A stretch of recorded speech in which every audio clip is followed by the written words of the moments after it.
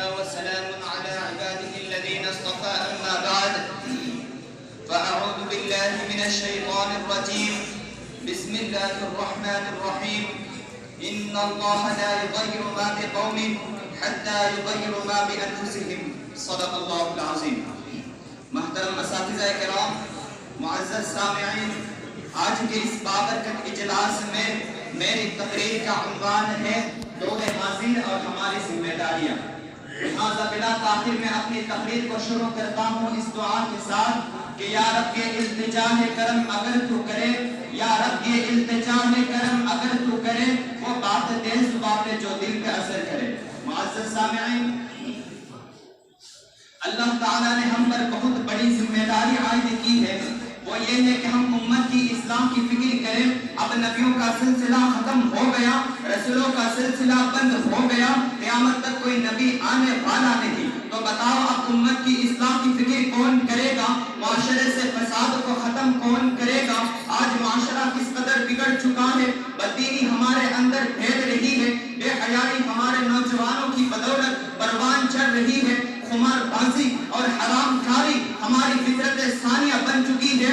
ملت اسلامیہ تڑپ رہی ہے، ہلاکت کے دہانے پر کھڑی ہے. کوئی ان کی رہنمائی کرنے والا نہیں، کوئی ان کی دستگیری کرنے والا نہیں. ملت اسلامیہ کے پاس بانو، غفلت کے پردے کو چاک کرو، اپنی خوابدہ صلاحیتوں کو بیدار کرو، اپنے اندر مولانا قاسم نانوتوی کا عزم و استقلال پیدا کرو، اپنے اندر مولانا رشید احمد گنگوہی کی فقاہت پیدا کرو، اپنے اندر عطا اللہ شاہ بخاری کا طرز خطاب پیدا کرو اور جامع کمالات بن کر امت کی دستگیری اور رہنمائی کرو. اگر آپ نے بے التفاتی کی تو یاد رکھیے امت کی کشتی غرق آب ہو جائے گی.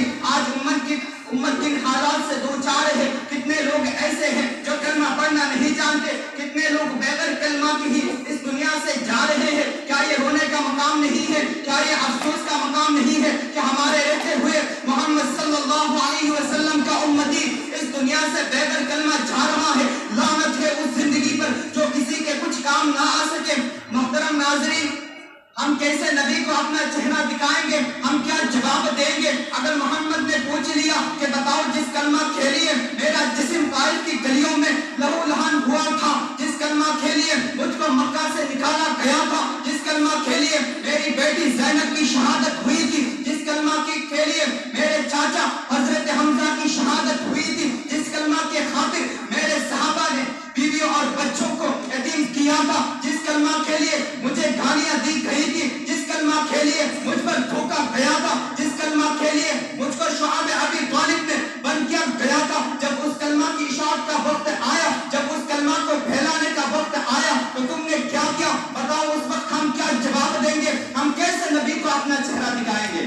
معزز سامعین، خاتم النبی کے کار نبوت کا بار خیر علماء کرام پر سونپا گیا. چنانچہ محبوب خدا نے فرمایا العلماء ورثۃ الانبیاء، یعنی اگر میرے بعد کار نبوت کا وارث کوئی ہوگا تو عالم ہوگا. اگر میرے بعد فلاح انسانیت کی باغ ڈور کسی کے ہاتھ میں ہوگی تو عالم کے ہاتھ میں ہوگی. اگر میرے بعد پیاسی امت کی سیلابی کے لیے جامع توحید کسی کے ہاتھ میں ہوگا تو عالم کے ہاتھ میں ہوگا.